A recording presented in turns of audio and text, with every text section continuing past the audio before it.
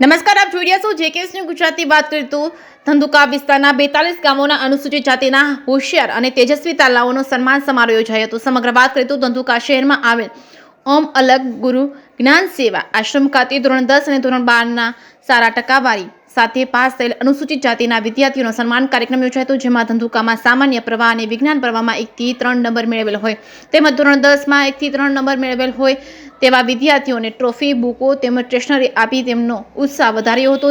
જ્યારે તે સિવાયના ધંધુકા શહેરના 42 ગામમાંથી જે લોકોએ ધોરણ 10 અને 12 પાસ કર્યું હોય તેઓને પ્રગતિ પત્ર તેમજ સ્ટેશનરી આપી તેમનું સન્માન કરવામાં આવ્યું હતું. આ પ્રસંગે ખાસ આશ્રમના મહારત્નારામ બાપુ તેમજ રિટાયર્ડ ડેપ્યુટી કલેક્ટર બરવાળા સહિતના સમાજના આગેવાનો ઉપસ્થિત રહ્યા હતા. ધંધુકા ખાતે પ્રગતિ ચેરિટેબલ ટ્રસ્ટ દ્વારા સમાજના વિકાસ અને ઉત્કૃષ્ટ માટેના ધોરણ 10 અને 12ના અનુસૂચિત જાતિ સમાજના વિદ્યાર્થીઓનો તથા તેજસ્વી તાલાનો સન્માન કાર્યક્રમ યોજાયો હતો, જેમાં ધોરણ 10માં પાસ થયેલા પહેલા 3 નંબર તથા 70 થી વધુ ટકાવારીના વિદ્યાર્થીઓને ટ્રોફી તેમજ શિલ્ડ તેમજ પ્રમાણપત્રો આપી સન્માનિત કરવામાં આવ્યા હતા. જેકેએસ ન્યૂઝ ગુજરાતી સાથે મહેશ ઉતેરિયા, સુરેન્દ્રનગર.